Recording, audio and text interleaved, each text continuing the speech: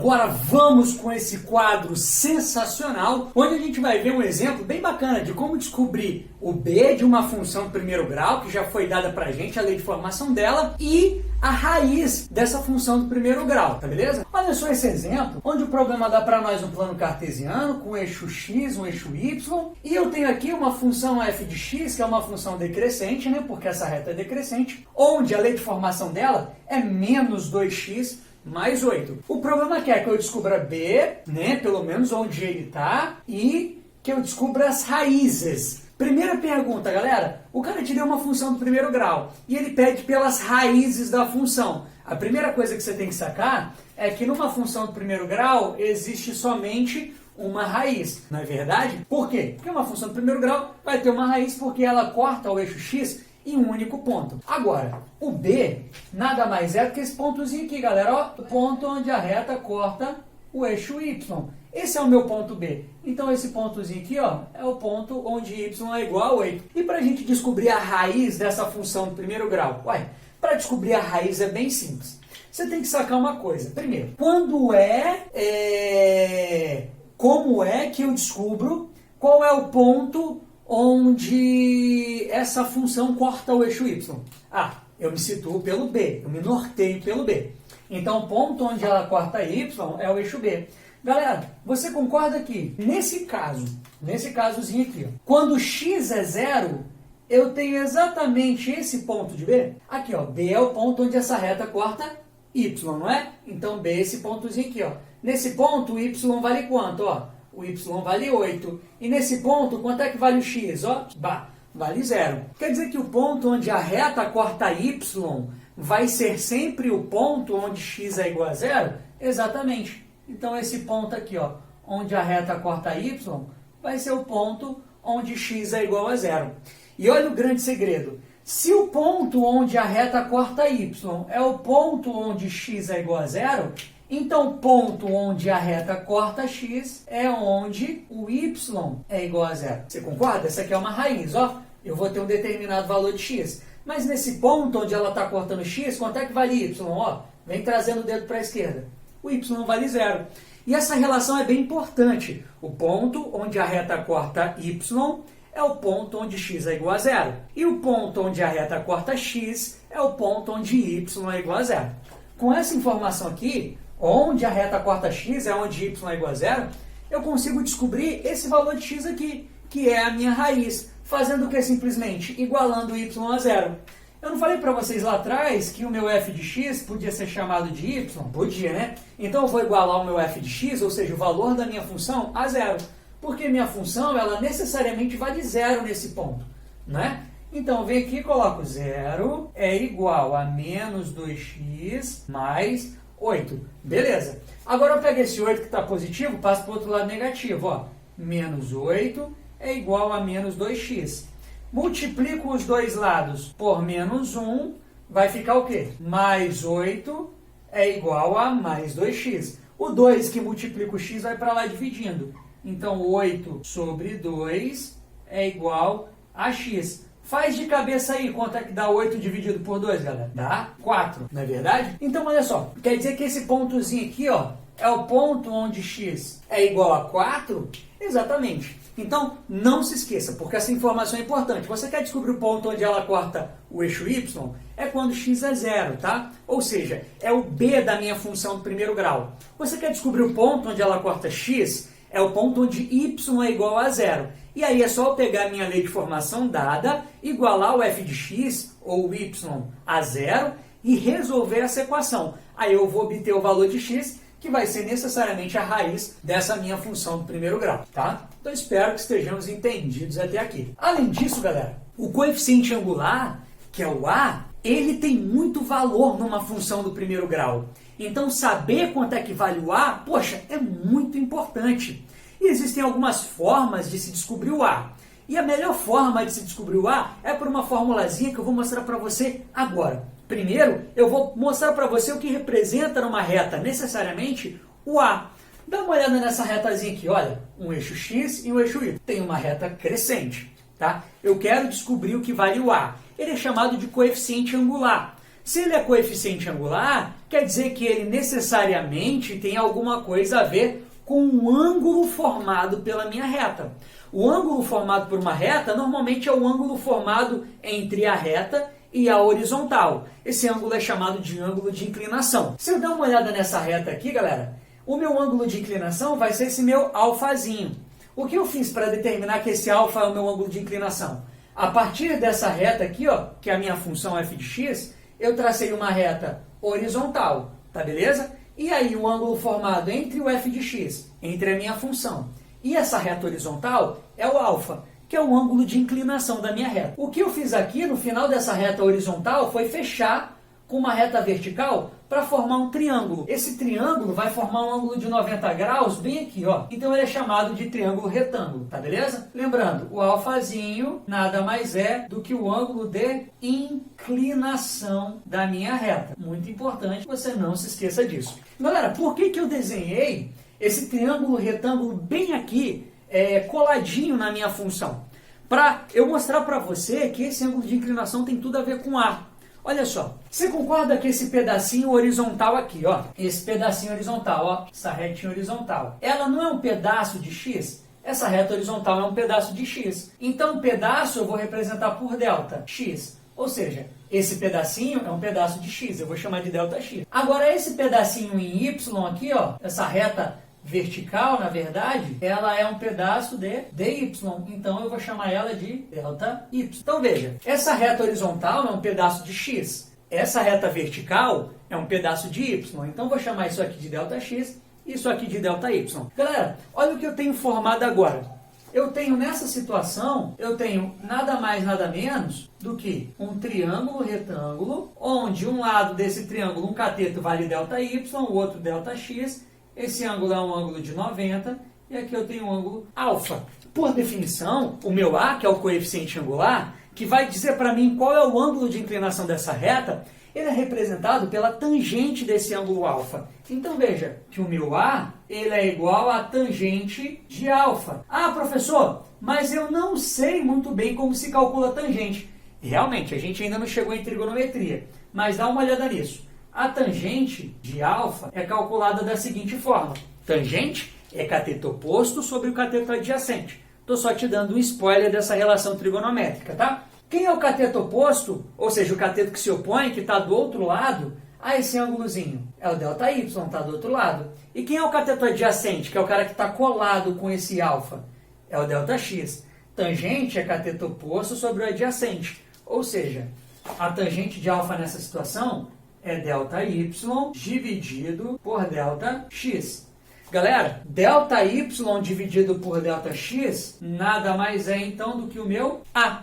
Professor, posso usar essa fórmula sempre? Mais do que você pode. Você deve usar essa fórmula, tá beleza? Olha só, o A é a tangente de alfa. Por quê? Porque o A representa a inclinação dessa reta. E a inclinação dessa reta é mensurada pela tangente dela, tá bom? Quanto maior a tangente, maior é a inclinação dela. Como tangente é cateto oposto sobre o adjacente, delta y sobre delta x, então essa é uma fórmula que eu posso usar para descobrir o A, que é o coeficiente angular, de qualquer equação, tá? Delta y sobre o delta x. A gente vai aplicar essa formuleta num exemplo bem bacana para que isso aqui fixe bem na sua cabeçota. Tá show? Então vamos para o próximo quadro agora?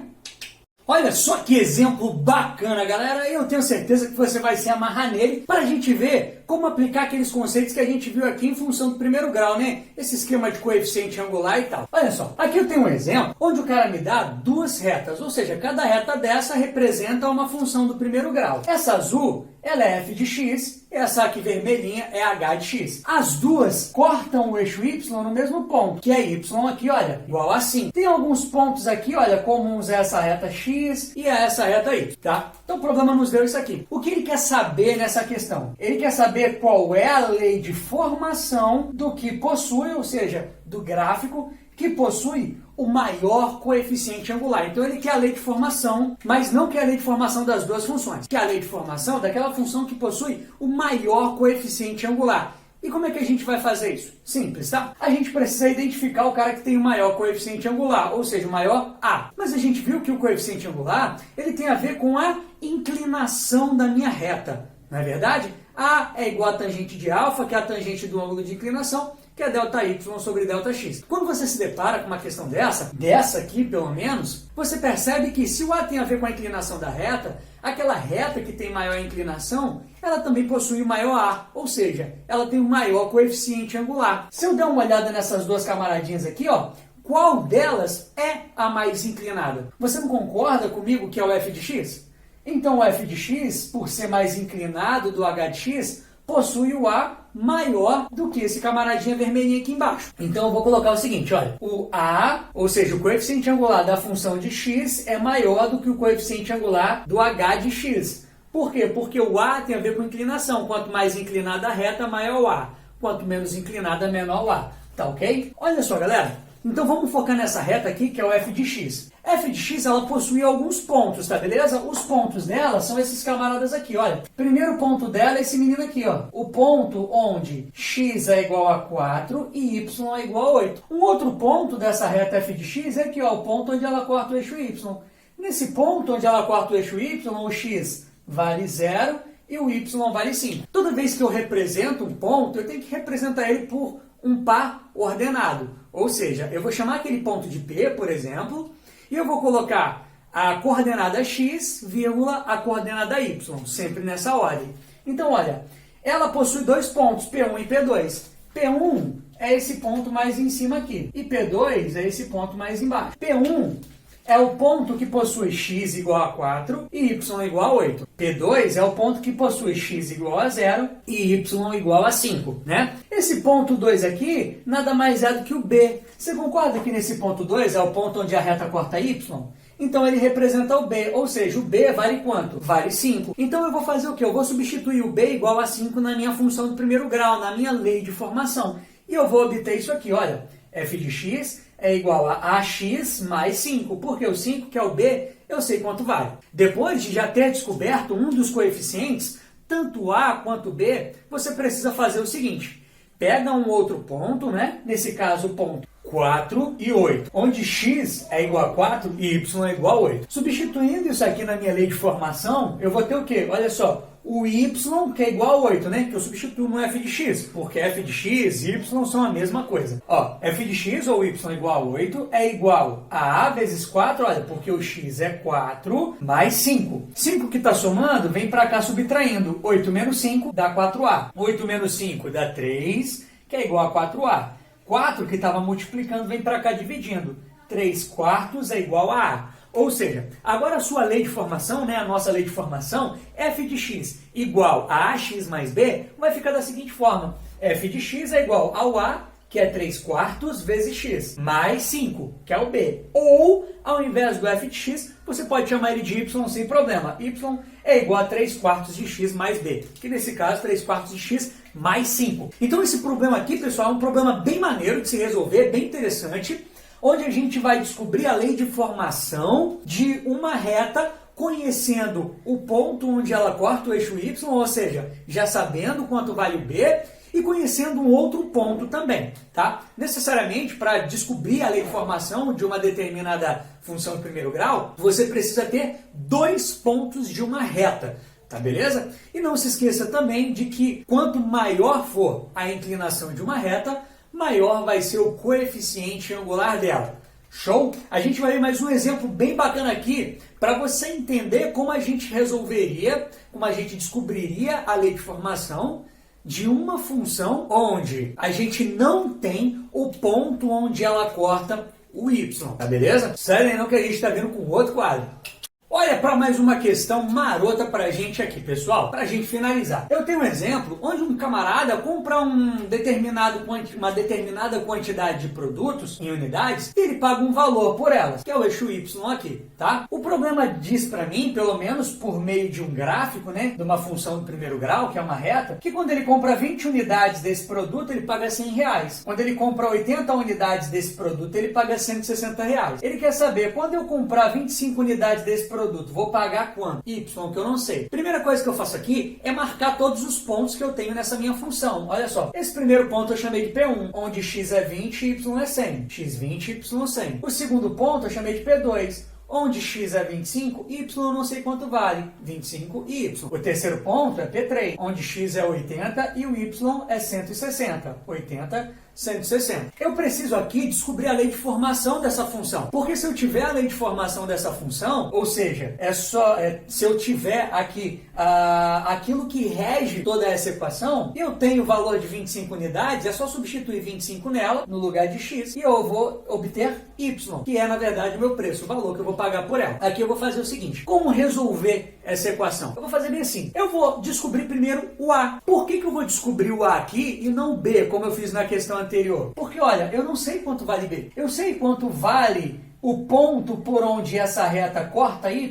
Não, eu não sei. Já que eu não sei, eu preciso então descobrir o a. Então essa é uma situação, problema, em que eu não tenho valor inicial. Se eu não tenho valor inicial, eu não consigo descobrir b, eu parto para A. Como é que eu descubro A aqui? A é ΔY sobre ΔX. Você lembra o que significa delta? Representa variação, ou seja, final menos inicial. Eu vou escolher dois pontos dos que eu já tenho aqui, tá? O ponto 1 e o ponto 3. Eu vou chamar o ponto 3 de ponto final, tá top? Eu vou chamar o ponto 1 de ponto, nesse caso, inicial. Isso vai me servir como um norte para fazer o seguinte, já que ΔY é Y final menos Y inicial, eu vou pegar o Y do P3 menos o Y do P1, ou seja, 160 menos 100. E ΔX é X final menos X inicial, então eu vou pegar X do P3, P1, 80 menos 20, 80 menos 20. 160 menos 100 dá 60. 80 menos 20 dá 60. 60 sobre 60 dá 1. Então, aqui eu sei que o meu A, que é o meu coeficiente angular, vale 1, tá beleza? Então, eu tenho que escolher um ponto como sendo final e outro como sendo inicial. E aí eu uso essa fórmula aqui, ΔY sobre ΔX, para descobrir A.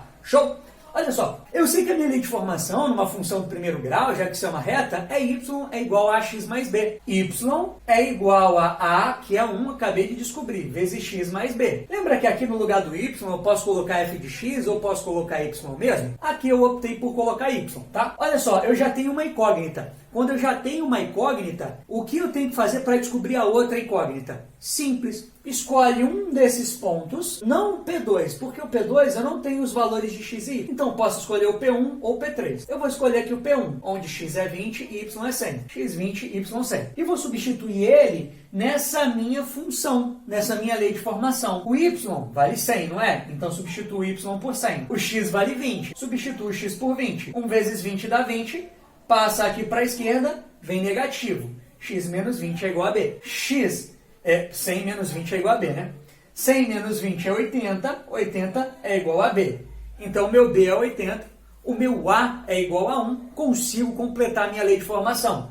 Y é igual a 1 vezes X, que é X, mais 80, que nesse caso é o B. Galera, tendo a minha lei de formação, fica muito fácil descobrir quanto eu vou pagar por determinadas unidades quando eu já tenho qual é o valor dessas unidades. Ou seja, se eu já sei que x é 25, é muito fácil descobrir y. É só você substituir o x nessa lei de formação. Aqui, ó, y é igual a 25 mais 80. Por que y é 25 mais 80? Porque o x é 25, não é? 25 mais 80 é igual a 105. Ou seja, se você comprar 25 unidades desse produto, você vai pagar 105 reais. Tá show? Então, galera, olha só.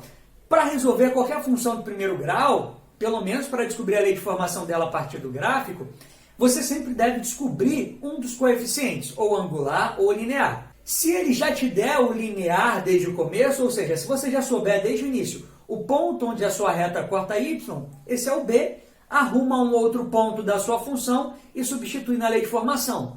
Ah, se eu não tenho B, eu preciso descobrir o A por meio dessa fórmula aqui, ΔY sobre ΔX.